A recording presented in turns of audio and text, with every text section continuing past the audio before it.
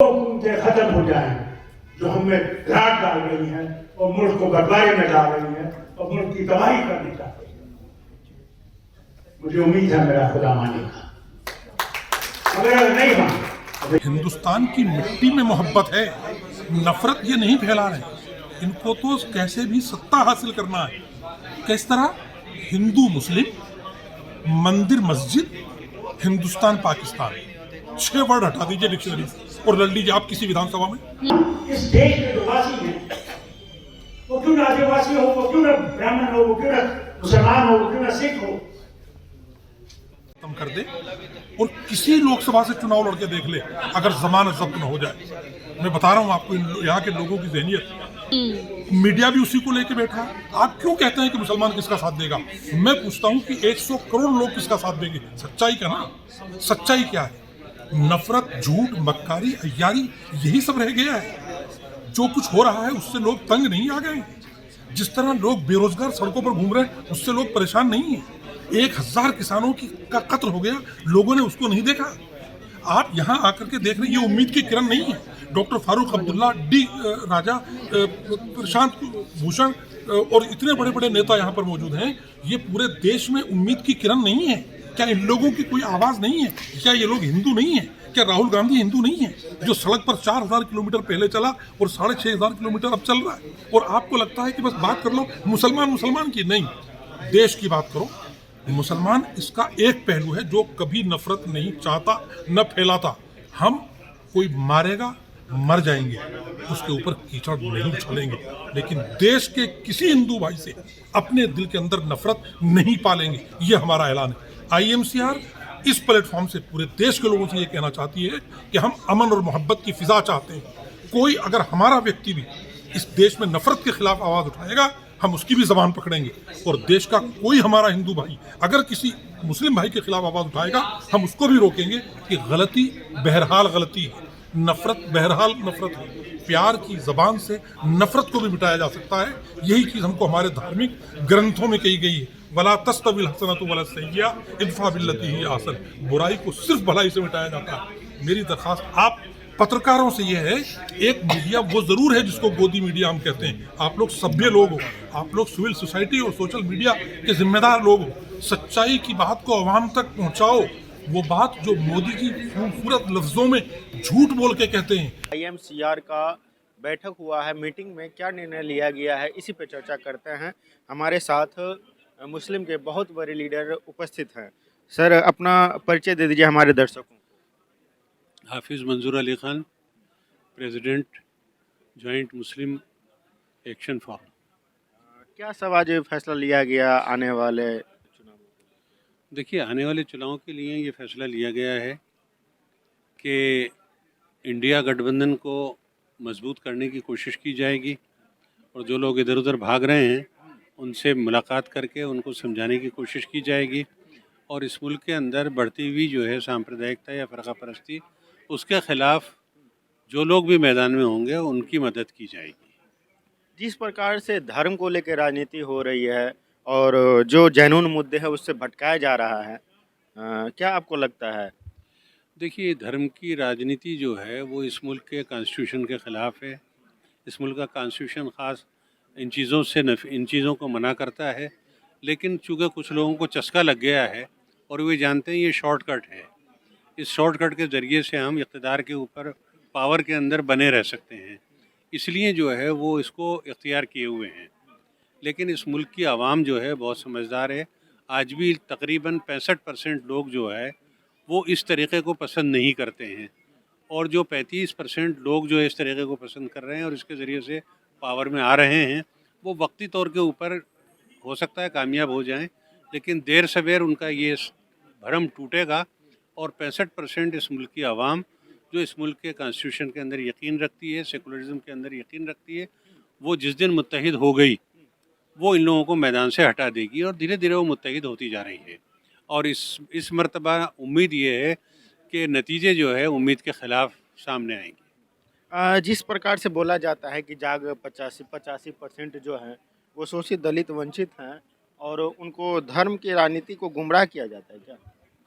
देखिए, ये चीज़ मैंने कहा ना, बहुत दिनों चलने वाली नहीं है। वक्ती तौर पर आप लोगों को गुमराह कर सकते हैं, लेकिन इस मुल्क की जो 85% आबादी जिसकी तरफ आपका इशारा है वो इस सूरत हाल से पीड़ित है। जिस रोज़ उनकी समझ में यह आ जाएगा, और आता जा रहा है, इस इलेक्शन में आप देख लीजिएगा कि उस कितना बदला हुआ नतीजा सामने आएगा। IMCR की बैठक में हम लोगों ने फैसला लिया है कि हमारे जो भी कायदीन हैं, बड़े नेता हैं, वो सब लोग मिलजुल करके इंडिया गठबंधन को मजबूत करने का काम करेंगे और किसी तरह से इंडिया गठबंधन के जो भी साथी हैं, जो नाराज़ हैं, जो इधर उधर बहक रहे हैं, उन सब लोगों को जमा करके एक जगह और इंडिया गठबंधन को मजबूती प्रदान करेंगे।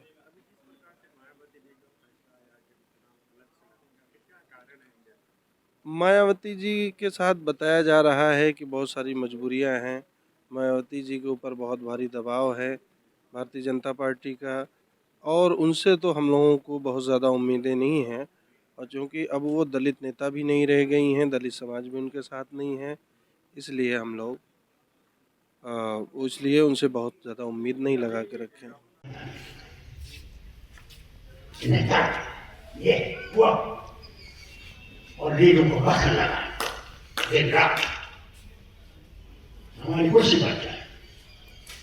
हमें वो लीडर चाहिए जो लीडर कहेंगे यहाँ तो गलत और उसको ठीक करने का रास्ता ये है, वो नहीं चाहिए।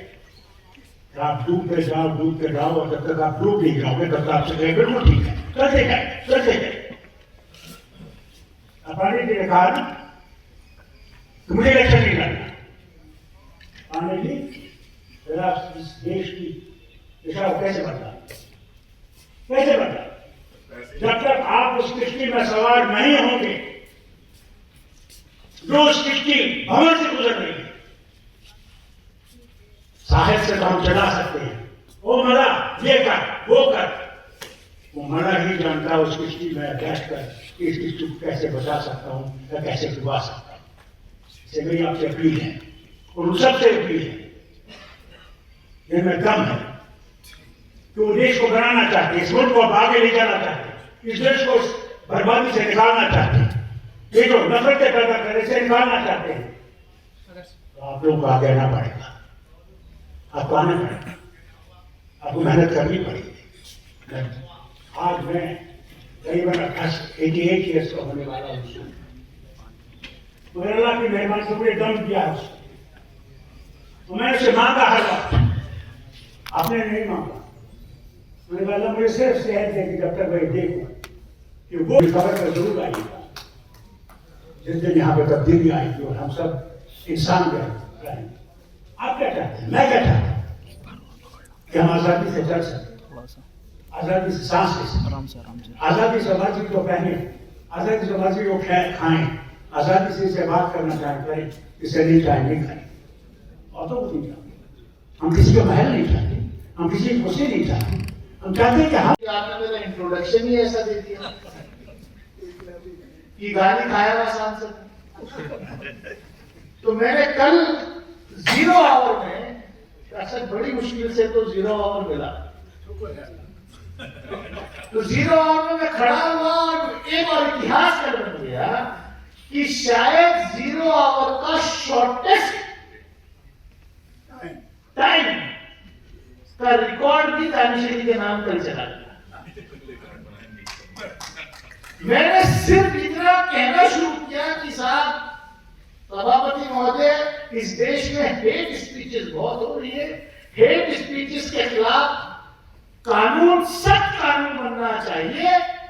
और संविधान निर्माताओं ने जब संविधान बना रहे थे उन्होंने ये सोचा भी नहीं होगा, और मेरा माइक ऑफ कर, क्योंकि वो समझ गए कि जो मैं कहने जा रहा था अगला सेंटेंस वो मैंने कहा, लेकिन वो माइक पे नहीं था, लेकिन आवाज इतनी थी कि वो सुन सब नहीं लिया कि ये जब देश का संविधान लिखा जा रहा था तो संविधान निर्माताओं ने कभी ये ख्वाब में भी नहीं सोचा होगा कि इस सदन के अंदर आकर के इलेक्टेड रिप्रेजेंटेटिव मेंबर लोकसभा जो है यहाँ पर गाली देंगे।